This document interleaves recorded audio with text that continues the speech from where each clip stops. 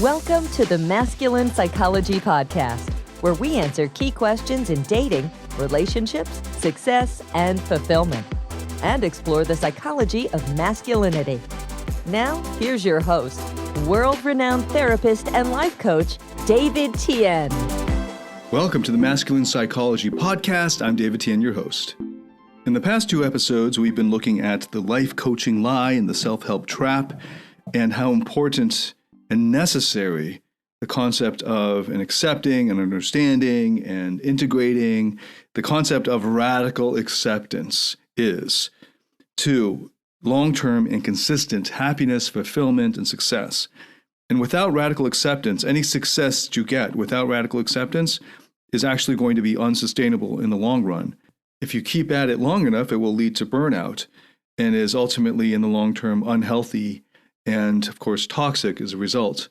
The amount of repression and suppression inside that's needed to succeed without acceptance, without radical acceptance, is poisonous and eats away at you from the inside.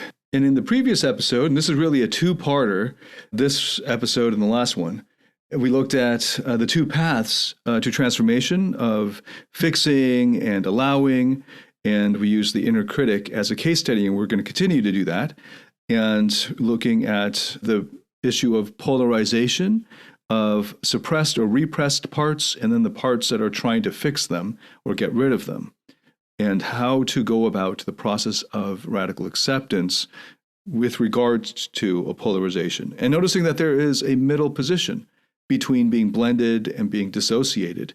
And that middle position is where you will find your higher self.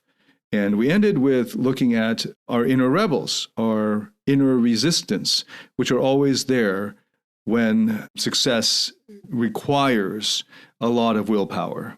Okay, so I've been drawing from a great book that I wanted to mention last time, but anyway, I forgot. So I'm going to mention it this time, which is The Radical Acceptance of Everything, Living a Focusing Life. And this is a book by Ann Weiser-Cornell and Barbara McGavin. The Radical Acceptance of Everything. You can find this online, and I highly recommend it. And it's very consonant with IFS therapy, but focusing therapy is it's itself a modality, which is a great one. So I highly recommend focusing as well. And I'm going to start this off now with a quote from one of the founders of focusing, Gene Gendlin. "The client and I, we are going to keep it in their company as you would keep a scared child company. You wouldn't push on it or argue with it or pick it up because it's too sore, too scared, or tense. You would just sit there quietly. If you will go there with your awareness and stay there or return there, that's all this part needs. It will do all the rest for you." So it's a beautiful quote by Gene Gendlin. You may not understand what that means. And if you don't yet, listen up in this episode and the last one. This is a second parter of what we started in the last one. So we're going to pick up again with the inner critic. So the inner critic believes that you or another part of you has to change in order to be okay or to be good enough or worthy. You'll notice this when you hear inside yourself the self-talk, the kind of dialogue you pick up inside your mind, pejorative language like stupid or wimpy or inadequate or weak. You can also detect the inner critic through use of normative language in your mind, like shoulds or ought tos or need to, and any of their negatives like you should not or shouldn't.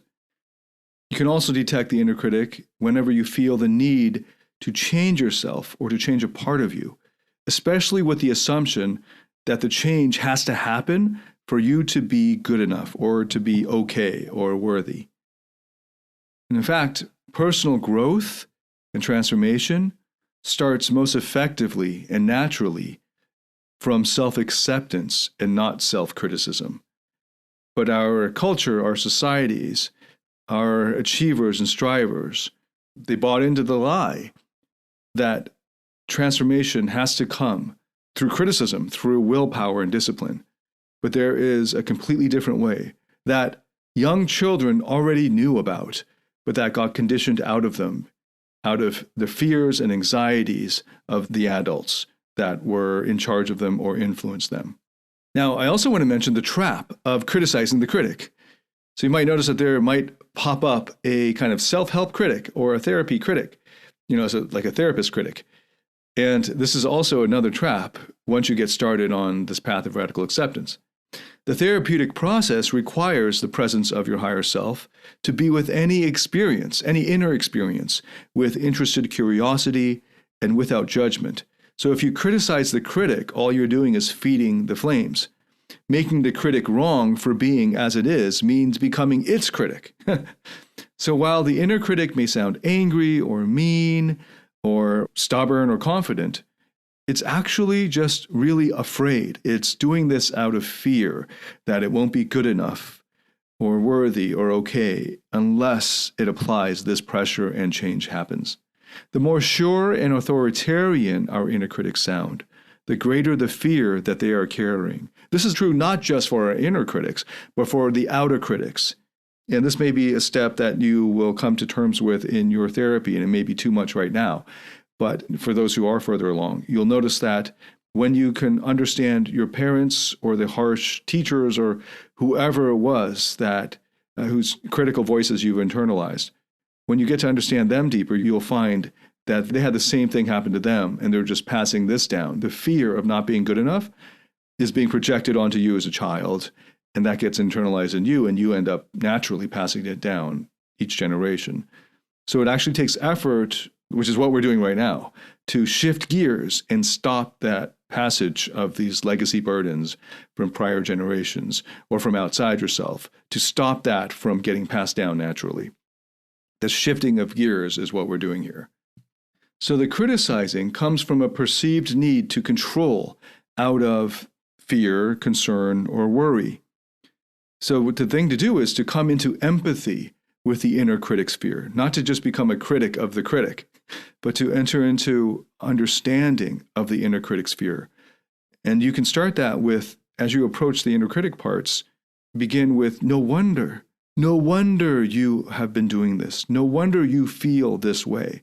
If you believe that XYZ, if you believe that you need to be this way or to be perfect or to not make any mistakes, etc., in order to be accepted, okay, worthy, or good enough.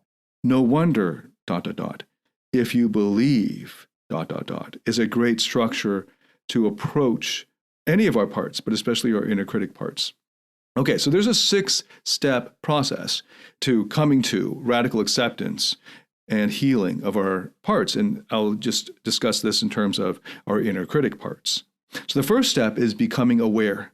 First, just becoming aware of our, in this case, the inner critic part. Becoming aware. The second is acknowledging that it's there.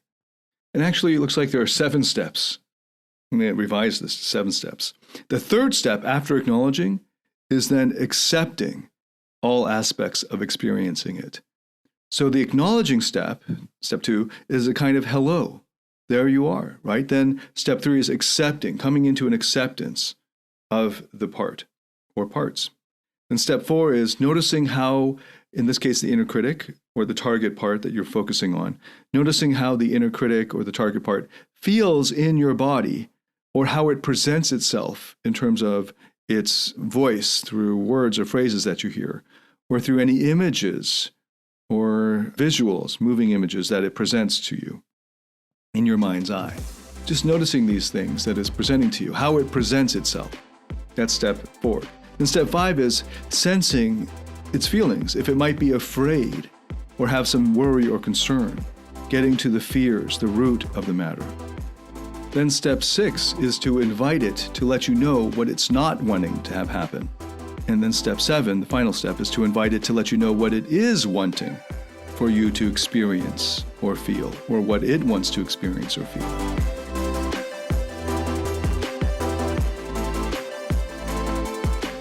Do you struggle in your interactions with women or in your intimate relationship? Are fear, shame, or neediness sabotaging your relationships or attractiveness? In my Platinum Partnership Program, you'll discover how to transform your psychological issues, improve your success with women, and uncover your true self. Get access to all my current and future online courses by applying for the Platinum Partnership today at davidtianphd.com/platinum. So these 7 steps of becoming aware of it, to then acknowledge it, to then accept all aspects of experiencing it, to then noticing how it presents itself as feelings in the body or as words or phrases or as images in your mind's eye, and then to sensing its fears and what it's actually afraid or worried or concerned would happen if it were to stop doing its job. And then to inviting it to let you know what it does not want to have happen, and then finally inviting it to let you know what it does want to have happen. Now let's turn from the inner critic to the part being criticized. And the part being criticized often has 3 possibilities, 3 ways of being, and those are collapsing, or rebelling, or escaping.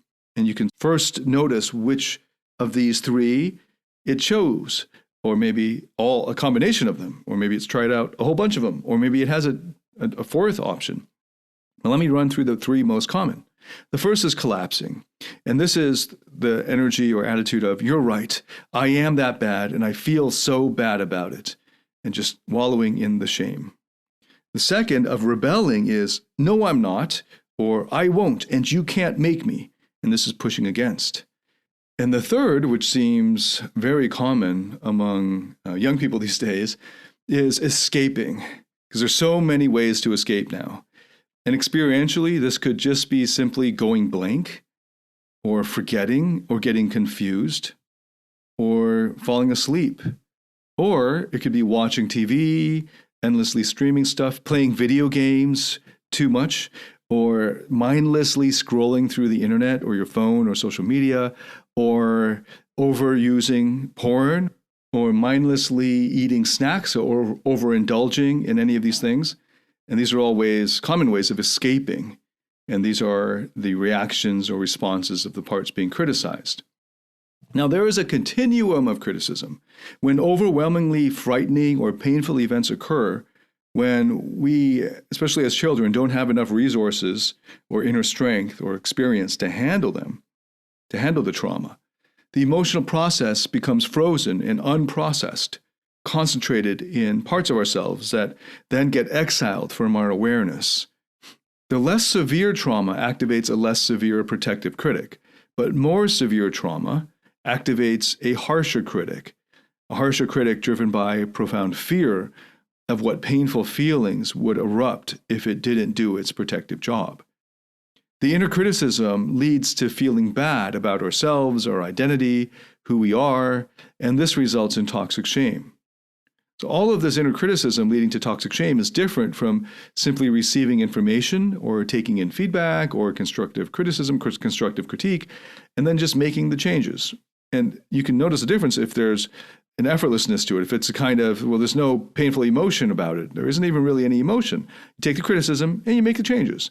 But if you notice that there is emotion around the criticism, both the giving of the criticism and the receiving of it all happening inside you, then this is a sign of trauma. And the more severe and harsh the criticism, then the more severe the trauma.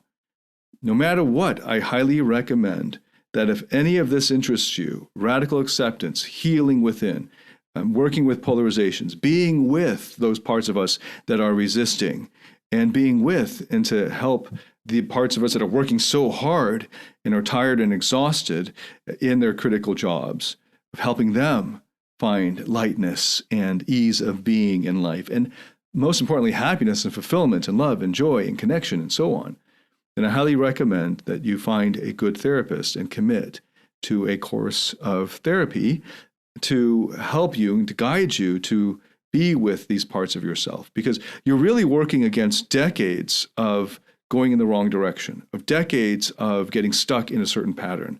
And what life coaching, not all life coaching, but most of it, almost all self-help, and the old styles of kind of directive therapy and almost all psychiatric approaches take a kind of directive way of fixing you. And that just adds on to the neurotic ineffective pattern of dealing with our exiled parts or our polarizations within that feel like it makes sense. It makes intuitive sense. It resonates with us because it mimics or is similar to how we've already been doing it, the fixing approach. And there is this whole other way that begins with acceptance.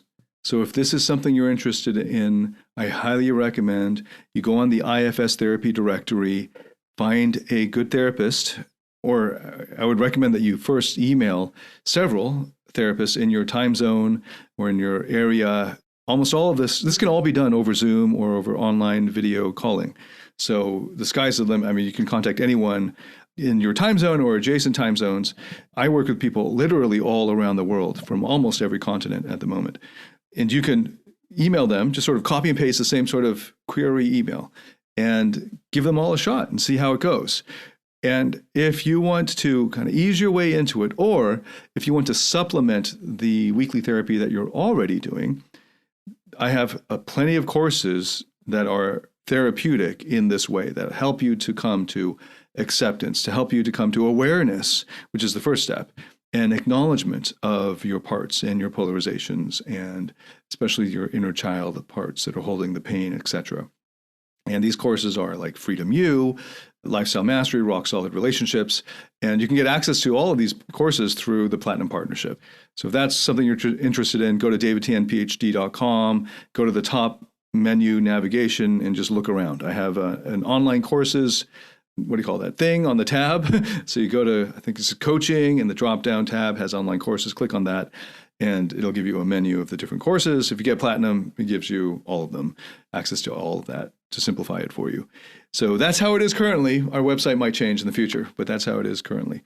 Okay, so just to recap, for the past 2 episodes, we've been going over what radical acceptance really is. And the episode before that, I was just kind of setting the stage for the life coaching, informing you of the life coaching lie, the self-help trap, to set the stage for radical acceptance. This episode, the past episode, have been about the actual radical acceptance and the fixing approach versus the accepting approach. We looked at the middle position between being overwhelmed or blended or identified and versus being dissociated or detached. And this middle position of being able to hold all of the parts that are in conflict or polarized at the same time, to feel them all equally and to be with them, and then be able to go into their perspectives and see things from their points of view and still be able to hold it all at the same time. And I looked at the case studies, taking case studies of the inner critic, the criticized parts, and then we looked at the parts being criticized, the criticized parts, but also the ones that are rebelling actively, to the inner rebels. And we looked at the resistance of the inner rebel. Okay, so we've gone through quite a lot here, and I actually don't recommend that you do this on your own. This is more of just showing you what it's all about, but I highly recommend that you find a professional guide to take you through this. You can go through IFS therapy, and they have a directory on there. Google IFS therapy directory. You can search by location and by levels and all that. You can also find a focusing therapist there. I think there are a few of them, and I'm not sure about the directory, but you can Google it. I'm pretty sure they have a directory. And you can also find therapists that can work with parts. There are many IFS informed therapists, and if you can't find an actual IFS therapist, you can find an IFS informed one. There are a lot more of those. So I highly recommend that you take this seriously and that you get off that bandwagon, the wrong tracks, in my opinion, that add just more toxic repression into your system, which is no wonder you're exhausted and tired.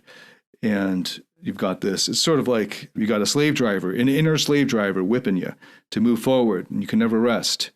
And this isn't the only way. In fact, this is the way that way is toxic. And you may not notice this, and it would be tragic if you only came to see this in your 60s or later, which is the case with plenty of achievers. I work with people in their 60s who are still coming to terms with it now. So this is really important for you to recognize now. And again, I've gone through all of this myself. the hard way, making all of these different mistakes. So I really hope that you don't make these mistakes. This turns out to be a shorter episode than usual, and it's a two-parter. I think actually it's a three-parter because the first episode set the scene, and that was much longer. So I think we're all balancing it out now, but I'm going to leave you with the shorter episode here. And I'd love to hear from you. Any comments that you have, any feedback. Thank you so much for listening, and thank you so much for the feedback you've given already. If you like this, give it a thumbs up or give it a good rating on Apple Podcasts. That always helps. And share it with anyone you think would benefit from it. Thank you so much for listening and for your engagement. And I hope to hear from you soon. And I hope to see you in the next episode. Until then, David Tian, signing out.